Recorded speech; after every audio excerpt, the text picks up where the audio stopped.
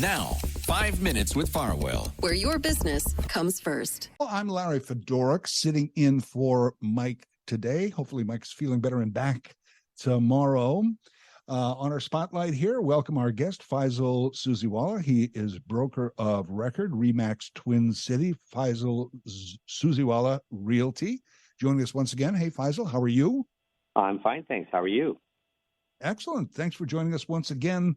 Today, I've been hearing, I think it's the seventh consecutive interest rate hike from Bank of Canada. I wanted to ask you about that. And the high interest rates, are they actually working? Is, the intended raise, is it working? Well, the intention of the rates being hiked is to fight inflation, right? And unfortunately, we're still at 6.8%, which is the same as where we were back in March and April when the rates were half of what they are right now. So I don't believe that they are working. Now, it's a slow and steady race, and we're yet to see what happens. But no, quick answer is no, it's not working. It's not working, but they have an impact in other ways. What is some of that impact? Well, the impact, unfortunately, it's causing a recession. For the first time in probably 7 years, I've been getting phone calls from sellers who are at the brink of losing their homes. They are behind on their payments. Their rates have doubled, and they are unable to afford the homes that they are living in. We've seen food and fuel costs continue to rise.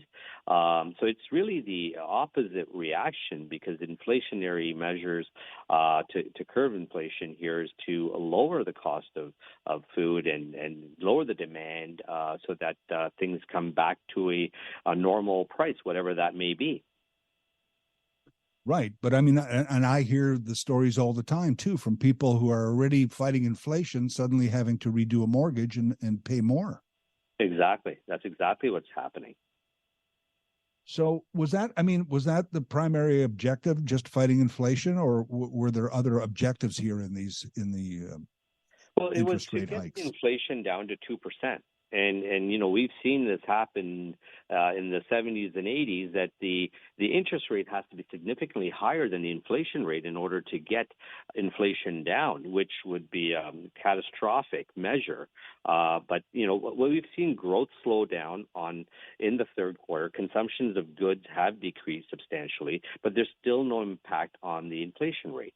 So demand is easing significantly in areas that are sensitive to interest rates.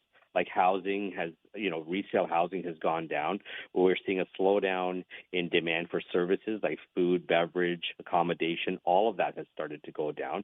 So it's, again, the challenge is that these measures just have not worked. I'm certainly. I think a lot of people are hearing you exactly. Now, you mentioned the last quarter. What about the next quarter? Can you look ahead and predict or think what's coming in the next quarter, or even the next 2 quarters, or even the next year? Well, that's the big question. We were promised back in the beginning of the pandemic that rates would stay low for a long time, and variable rates was the way to go, which people did. And now they're stuck with these extremely high rates. So the government basically, and the Bank of Canada, oversteered in one direction and reduced too much too fast, which caused this boom to occur. Now they're oversteering in the other direction, increasing rates very, very quickly. We can expect that we'll probably see a 0.25% increase in January. Of course, there's arguments saying that won't happen, but it's worth noting that if the central bank does indeed return to cheap money policy where prices are still high, it will be admitting that its entire strategy for dealing with inflation was fundamentally flawed.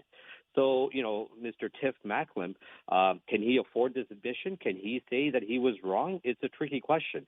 The central bank's power is anchored in its reputation.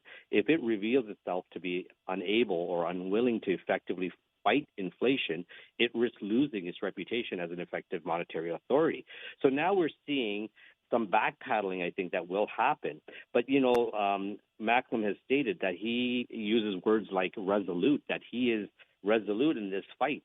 And I just think that it's unfortunate. There's some evidence now that in focusing on inflation, that he has taken on really the wrong enemy here.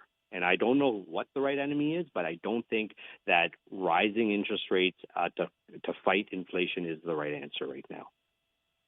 Very interesting. Shedding a lot of light on this particular area, as always. Faisal, thank you so much.